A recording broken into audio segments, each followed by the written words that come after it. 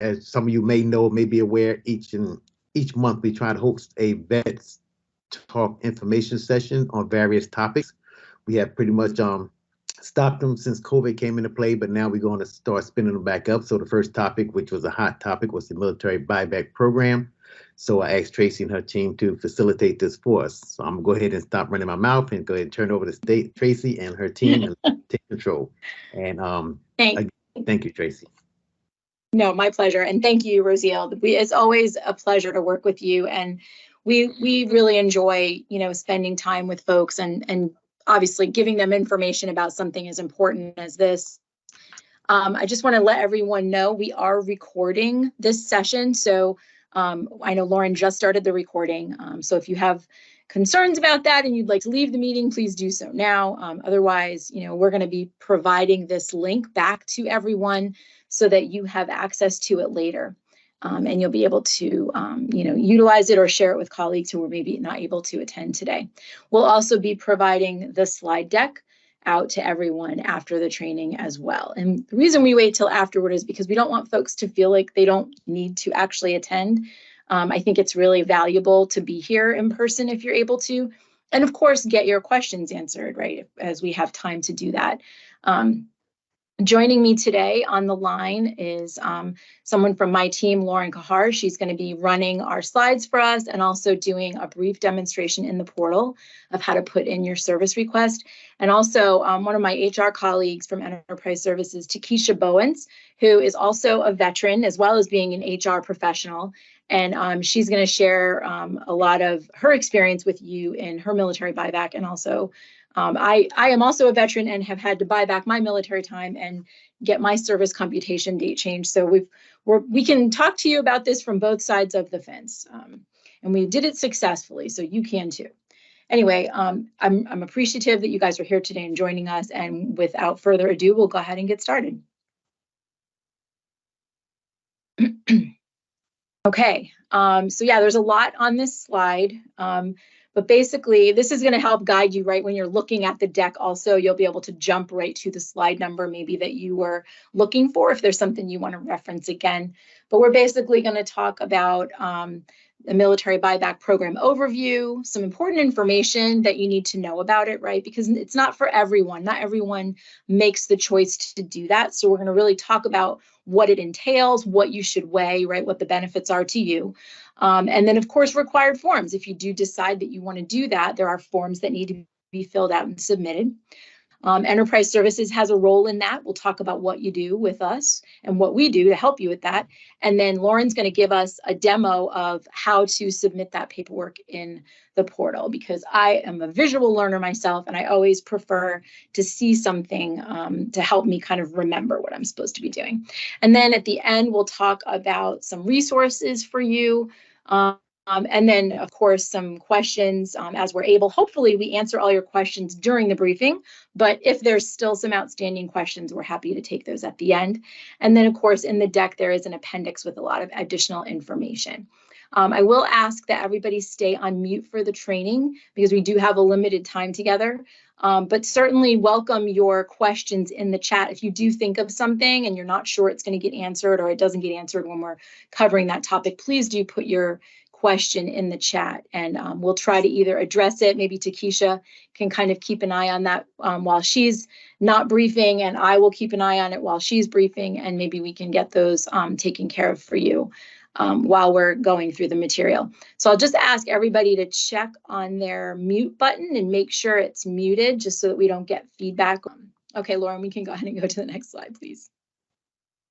All right, we're going to dive right into Military Buyback Program and what it is. Okay, so Military Buyback Program, what is it? Well, as a veteran here at the Department of Commerce, your local HR and Enterprise Services have collaborated together to provide you with the benefits of the Military Buyback Program. It's available to all veterans with active military service time. You can receive credit for your military service in calculating your service computation date. Okay, so there's a couple things that change there. Federal employees who served in the military can buy back their service time and add it to their years of civil service, which increases your retirement annuity. This buyback is completed by making what's called a military service deposit to your retirement. All right, we can go ahead and go to the next slide. Okay, so there's eligibility requirements, right? Certain military service is considered creditable and eligible for the Military Buyback Program. So creditable military service is active duty in the uniformed service that is terminated under honorable conditions. Okay, so service that is not creditable: dishonorable discharge, clemency discharge, neutral or uncharacterized discharge, or an officer dismissal.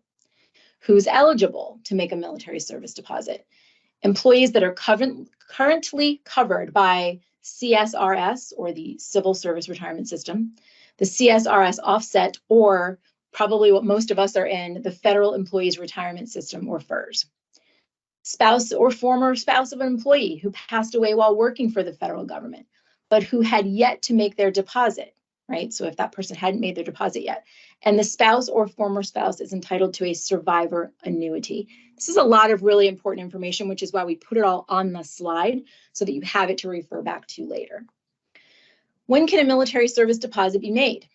If an employee has creditable service hours and is eligible for a military service deposit, they can make it at any time prior to their separation from the agency, or before the survivor's application for a military service deposit is finalized, as the decisions selected on the form are final.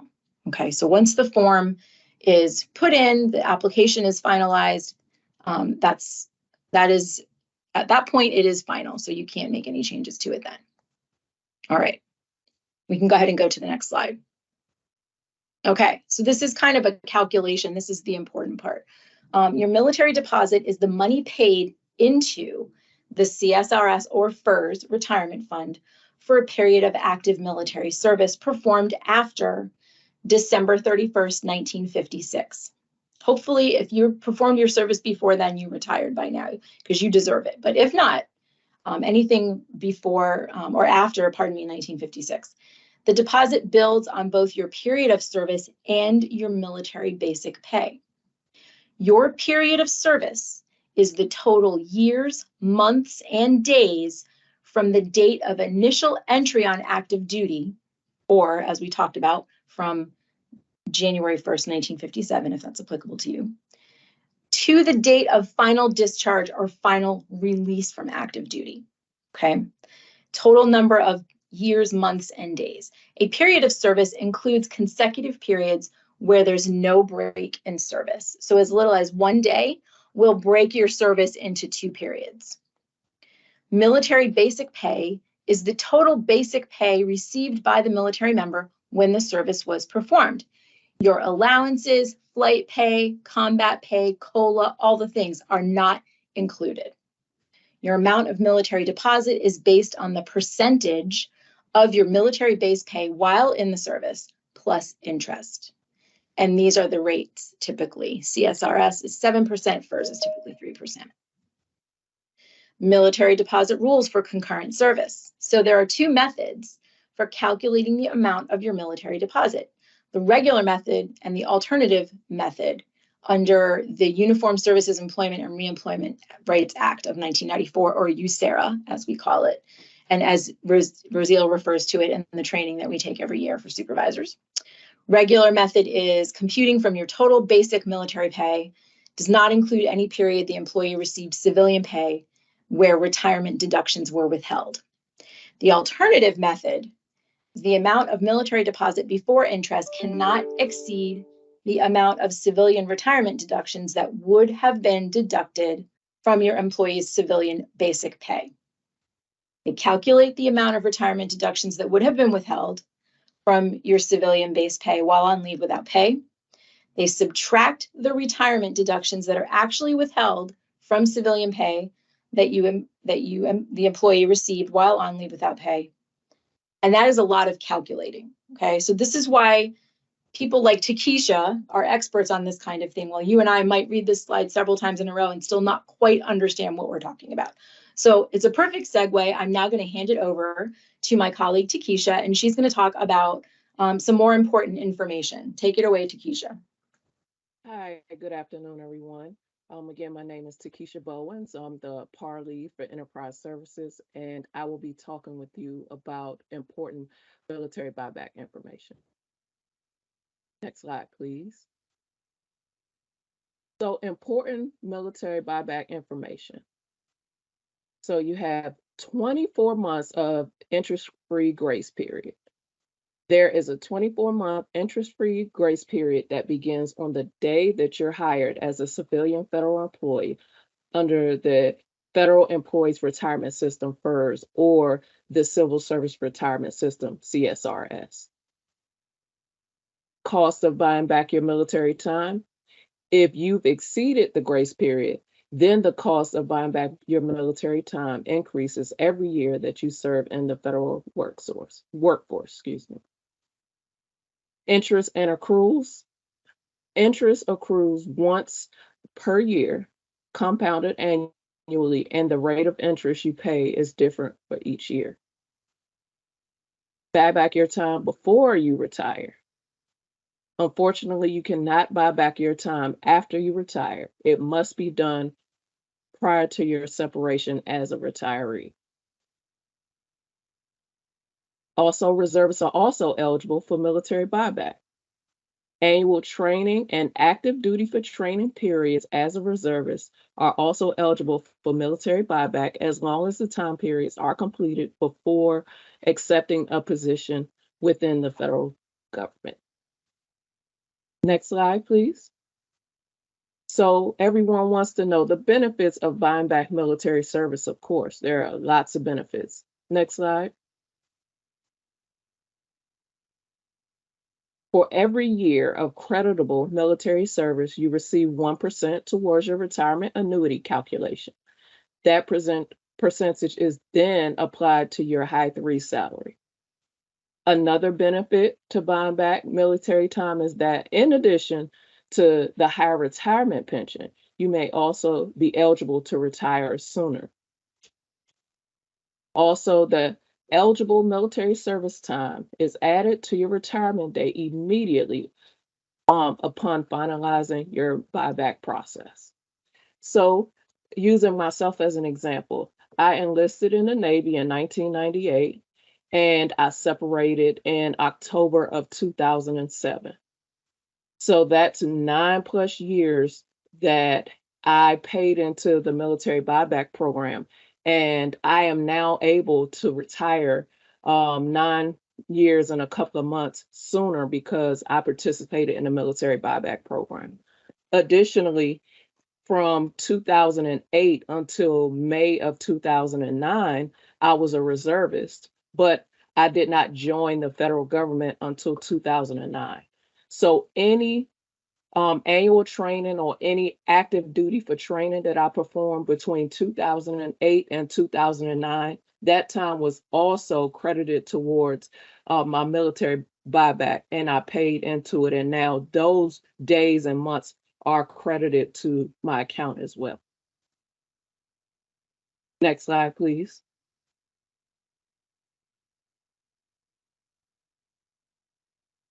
So now we have the required forms for military buyback. You have the form RI 2097, which is the estimated earnings during military service request for each branch of service. Additionally, you have your DD 214, which is your certificate of release of discharge from active duty. And this also shows your characterization of your discharge. We need the DD 214 because it shows that you received an honorable discharge, which makes you eligible to participate in the military buyback program. Also, we have the SF 3108, which is the application to make a service credit deposit payment for FERS employees. And we also have the SF 2803, which is the application to make a deposit or redeposit for CSRS employees. And additionally, this won't apply to everyone, but to some employees, you will have your military orders for annual training and or active duty for training periods.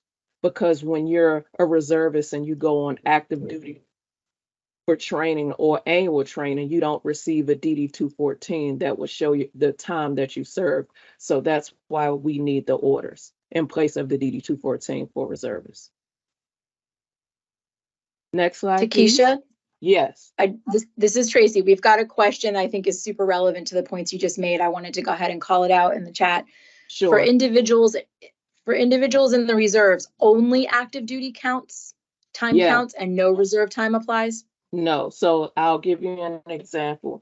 So you're as a reservist, you're supposed to do 2 weeks a year on active duty. So you go and you drill once a month or maybe twice a month, right? You go in on a weekend, you perform your duty, and you get paid, but it's different from when you're actually on active duty for training or annual training, because you actually receive orders. And it would be during the week, and you have to take off your civilian job in order to participate in your annual training or active duty for training. Or sometimes you get called, you receive mobilization orders. You get called to active duty for a significant period of time. It could be 6 months. It could be a year in some cases. So those type orders would apply to this situation and would be eligible for military buyback as well.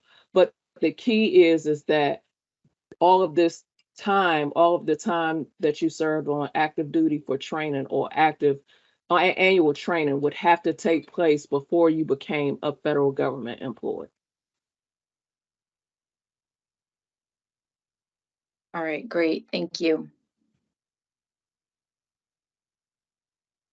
So looking in the chat, I see I retired military officer, active duty. I received my commission from OCS, not a service academy. I am receiving retirement pay. Is there anything for me to participate in the program? No, because you're actually retired. You have to be separated. You can't be a retiree because you are already receiving a pension from the military. So it's only if you separate, you can buy back the military time. We've got a couple more in here. Do you mind Okay. if we just take these right now? Sure, no problem. We're doing really well on time, so I want to go ahead and grab these. I submitted my SF 3108 about 2 months ago, along with supporting documentation, but haven't heard anything back since. Philip, just to confirm, you submitted it via the portal to Enterprise Services?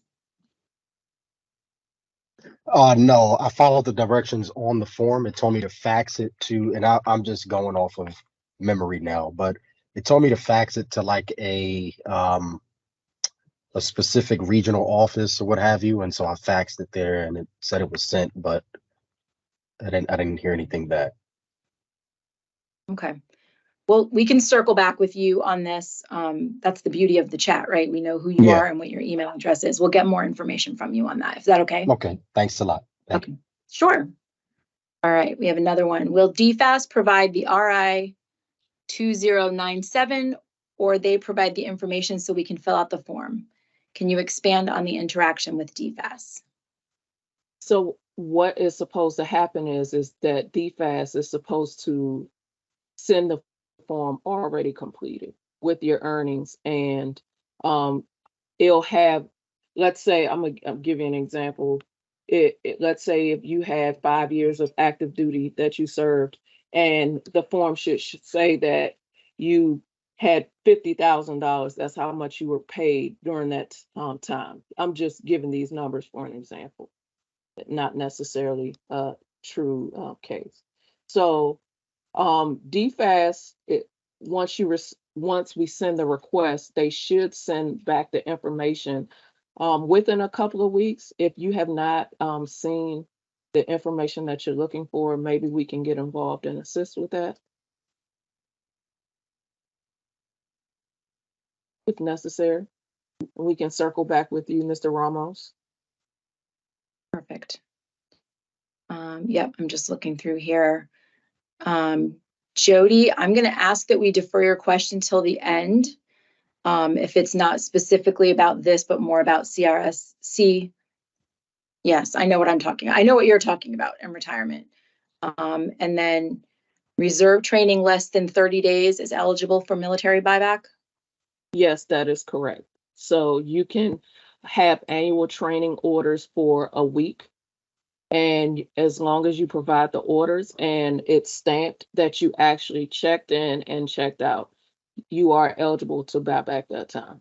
As long as, I have to make sure I say this, as long as the time was served prior to you becoming a federal government employee.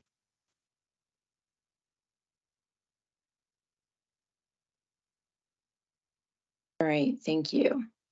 I'm just looking through here to see what else we can respond to right now. As I understand it, Service Academy time can be processed. Please confirm. So if we can take that question back and Okay. research it. Got it. Can you forfeit your military retirement pay to buy back the time? Yes, that is an option. And if you would like more information in regards to that, we can provide that to you. Excellent. If that's These are okay, great questions. Mr. Washington. Yes. Okay. Great. Thank you. Thanks for the questions. And Takesha, thank you so much for your responses. We changed it up a little, but you guys we're doing great on time. So I wanted to make sure that we're not missing anything. And then one last question before we get back with the program. I'm a retired Marine with 20 years. I received 100% CRSC due to combat-related disability instead of standard retirement. Would I be able to maintain my retirement pay after doing the military buyback option? So you're not receiving the regular retirement from the military, correct?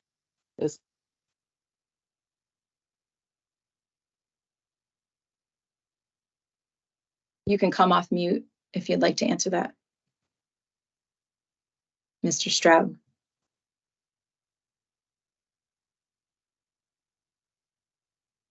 Okay, we can come back. Okay. All right. One more question. I promise this is it, and then we'll go back and we'll get the rest later. If you are a retired military, you are not eligible for military buyback program, correct? If you are retired military, yes. Receiving retirement, okay. If you're receiving retirement, however, there is a procedure or that you can do to no longer receive your military retired pay, and you can participate in the military buyback program in the federal government. And we what we'll do is we'll send out that information to everyone so everyone can have it. I know that might be something that is of interest to everyone. Yeah, perfect. Thank you so much, Takesha.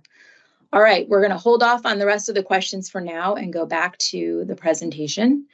I think you might have been finishing up here, but I want to give you the opportunity to, oh, it is, we're back.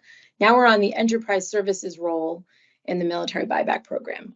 And feel free to keep putting questions in the chat. We'll definitely get back to them. We just want to kind of finish talking about, what we do and how this procedure works. And then we can get back to questions. All right. Next slide, please, Lauren. Great. Okay. So what military buyback services are handled by ES? You as the employee, enterprise services, that's us, and the headquarters bureaus will work together to complete the military service deposit estimate request, and if applicable, the payment.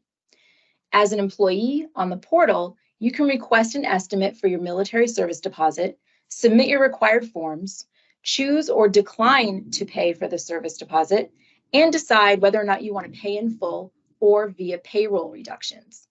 Outside of the portal, you would contact the relevant organizations for required forms, and we've talked a little bit about that so far. Enterprise Services is responsible for reviewing your request, calculating and sending you your estimate, and then submitting documents for processing to external systems. ES also helps set up your payroll reductions and adjusts your service computation date, or SCD, you might have heard it referred to, that will then reflect your deposits. All right, we can go ahead and go to the next slide.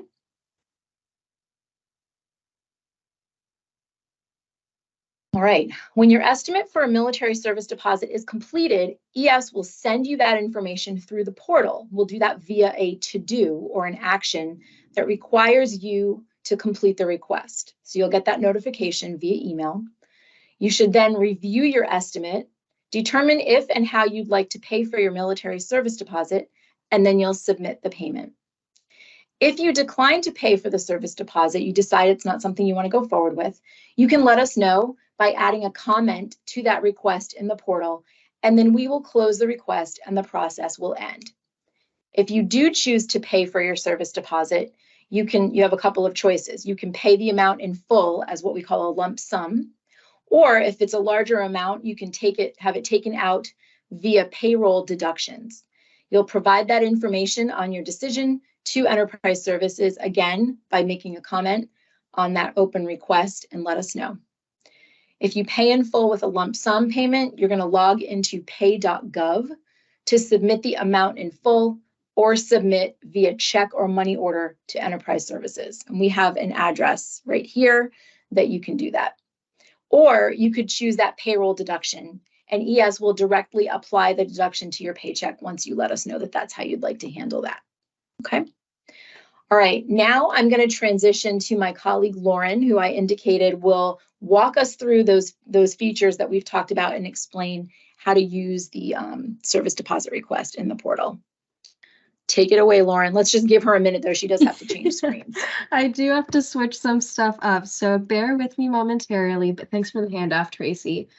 My pleasure. So we're going to begin this journey by going to the portal. So when you go to the portal, just want to flag that you want to make sure that you are either connected to a department VPN or department network, I'm sorry, or that you're connected to the VPN. If not, the portal will not open until you are logged on. Ooh, sorry, Lauren. Can I just also add, you also have to be on your government furnished equipment. Yes, absolutely. So yeah, once you're logged on, you'll see the portal homepage. You can find resources on just about anything, but specifically for the Military Buyback Program by several means. We like to point our customers to the Browse Resources Knowledge Library, but if you are not totally sure how to navigate that, you can also use our universal search bar by typing in a keyword. Today, we're going to start by just making use of this knowledge library. So to find the knowledge article on service deposits, you'll go to Browse Resources. That will bring you to all of the articles that are on the portal. Then you'll navigate to Benefits. There we go. Okay, so you'll see several knowledge articles here. You'll just navigate to service deposits, and that's where you will be able to find a ton of great information about the Military Buyback Program and your military service deposits. As you'll see on this knowledge article, we also have related services. That's one way that you can access our service request page for military service deposits. Just a quick shortcut if you wanted to do it that way. There is also a way by going to request services on this top blue bar. You'll go to request services, and you'll actually follow that same trajectory we just did. So you'll again go to benefits, and here you'll go to military service deposits. So really quick, I'm going to switch to our test environment because I do not want to submit a military service deposit service request. So one moment. Yes, rule number 1, never test in prod. Yeah. Okay, perfect. So again, same trajectory. We're going to go ahead and go to that benefits. Military service deposits. All right. So once you're here, you will see all of the required and conditionally required forms that Takesha had gone through beautifully. But here, if you did not remember everything that Takesha talked about, it's all right here on the service request page. You'll notice that there's an asterisk against next to mandatory fields. You will have to complete those before selecting submit.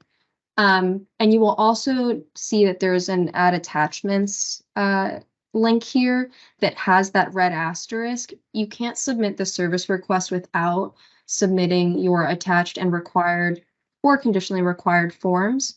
So for the purpose of today, I'm going to go ahead and submit a application. We can go ahead and actually, I think that will automatically fill. Then in the comments section, you can put specifics about your military service that you think would be useful for us to know. So I'll just say submitting military. I cannot spell today.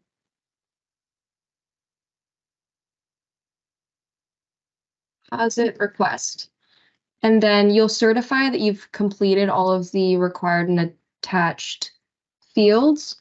And then you'll go to add attachments.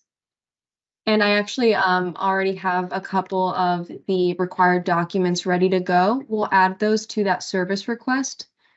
Once they're loaded up and you've done a quick cursory review, you can actually go ahead and click submit on this service request.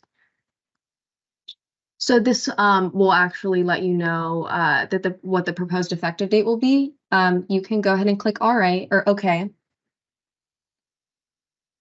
All right, so now a ticket has opened. You've submitted your service request and it's being processed by Enterprise Services. I just quickly want to walk through this ticket here in case you need to communicate with us about your request. If you have any updates, like let's say you did not complete a field within the SF3108, you can go ahead and let us know by typing in a message, clicking post, and your service processor will be able to communicate with you here as well. You can always visit your tickets by going to the ticket tab on the portal. And here's my test case. And I think that actually wraps us up for the demo, but I just quickly want to pause. I know I ran through that, but is there any questions on how to, one, find information about the Military Buyback Program, or two, how to make your or how to submit your service deposit request?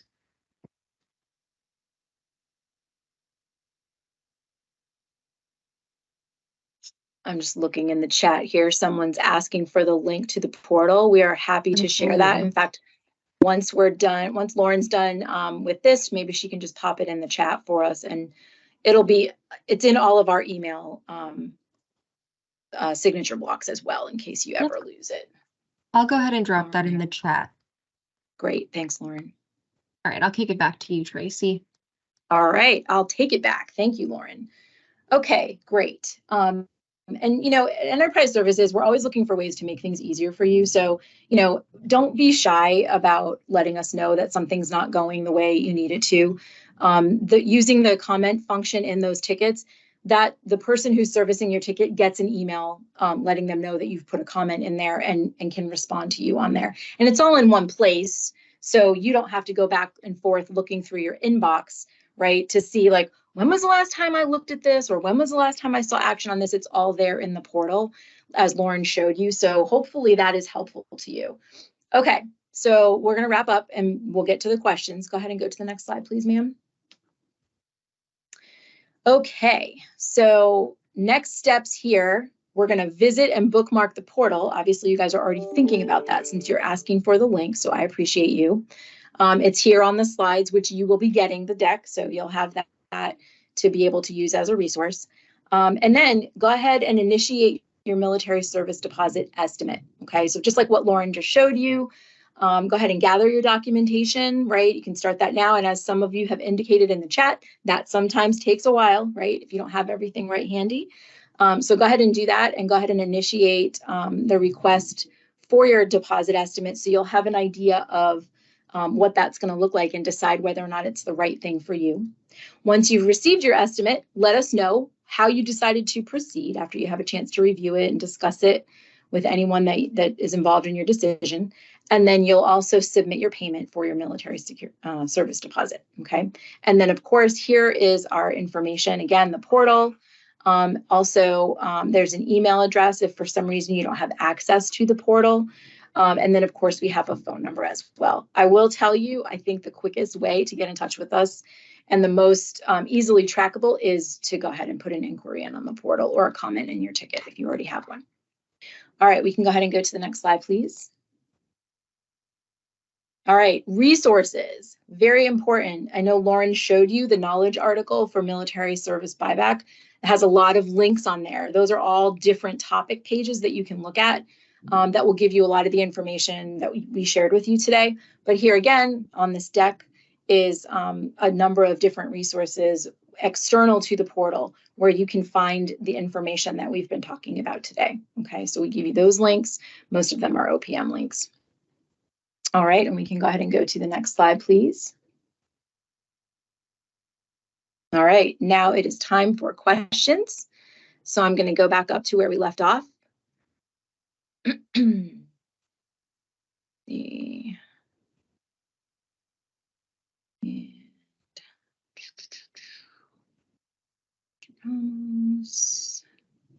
Reserve training. Just want to make sure I didn't miss anything. Someone did indicate that DFAS took about 2 months to get back to them as far as earnings. I'm sorry to hear that, but at least we know that somebody else isn't experiencing something that's not normal. Okay. Talked about Mr. Stroud. Oh, you know what? Actually, I want to come back to him because we were asking a question. So Mr. Stroud, your question was that you are a retired Marine with 20 years. You received 100% CRSC due to combat-related disability instead of standard retirement. You want to know if you would be able to maintain your retirement pay after doing the buyback option in that case. And I think Takesha had a question for you. Are you able to come off mute, sir? I think with that, Tracy, you've answered my question. But so now let me go back and do the research and we'll provide the answer. Okay, perfect. All right, someone would like information about forfeiting military retirement. Excellent, we will get that to you. We found an article here, a link for a link on DFAS. Will we go over how to request the RI 20-97? I don't think we went over that. Is there any information you can provide on that, Takesha?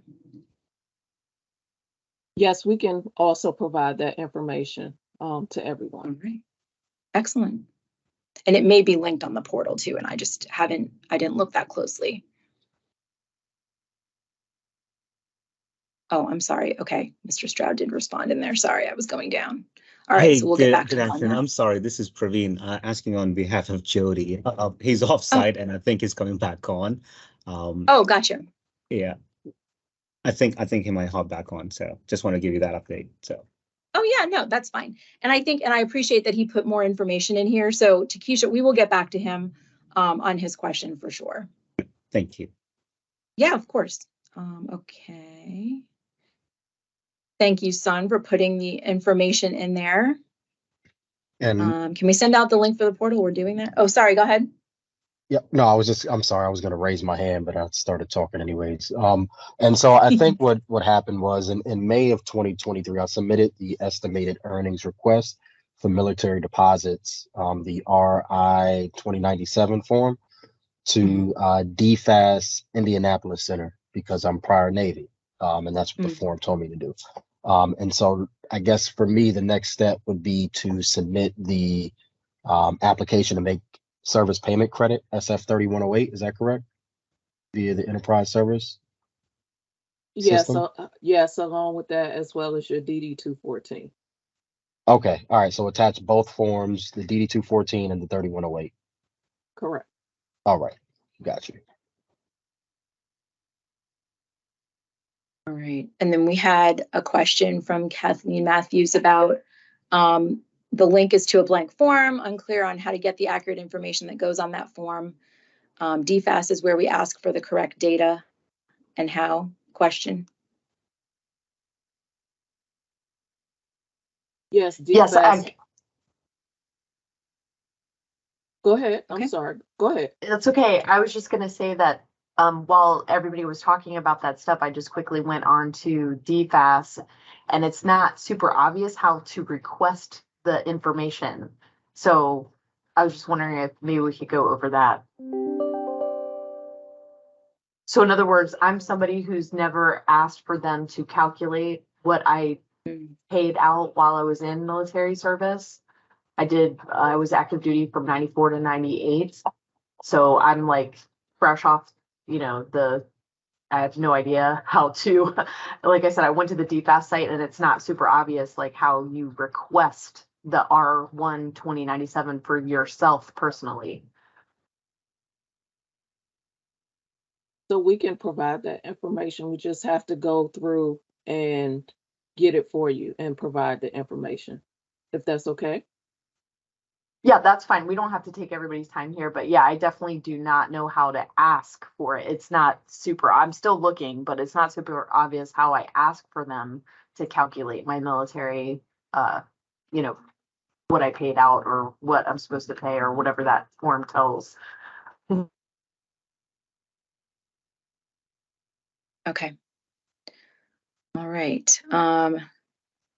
Can you address those of us still currently serving in the reserves? Can we participate in military buyback and apply that toward our government retirement, and then also receive military retirement once we reach our 20 years or whenever we decide to retire through the reserves? So anytime you serve annual training or active duty for training and you are a federal government employee, that time cannot be paid back in the military buyback program because you are already on the rolls as a federal government employee. The time that you've served in as a reservist doing annual training or active duty for training, you can only buy back that time if it's before you became a federal government employee.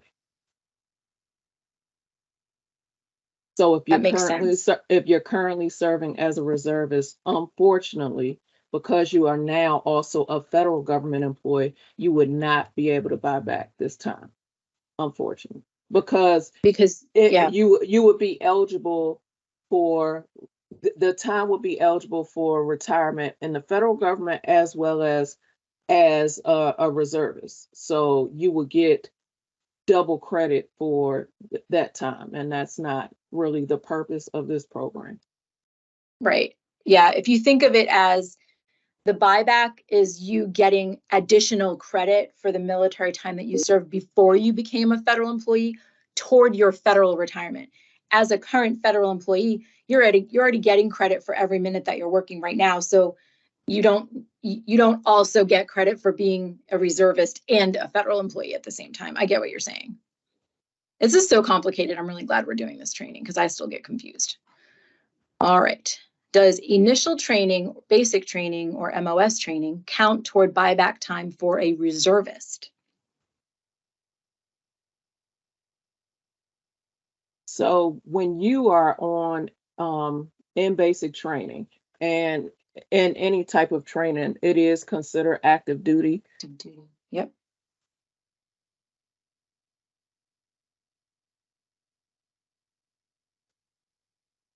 Sorry, were you asking that question, Takesha, or were you making that statement? No, that's a statement. That was a statement. Got it. I'm sorry, I wasn't clear. So the answer is yes, you do get credit for that because it is considered active duty time. Got it.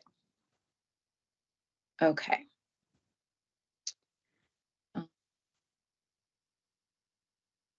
What is all military service numbers on Form RI 2097? I think if we're going to provide some information on how to fill that form out, that will probably be on that information. Is that something that you know off the top of your head, Takesha? No, we would have to provide that. Got it. Okay. All right. All right. Philip is going to use the portal. Excellent. That's what we like to hear. I believe if you are a reservist on long tour and leave without pay -US at your federal job, you can buy back.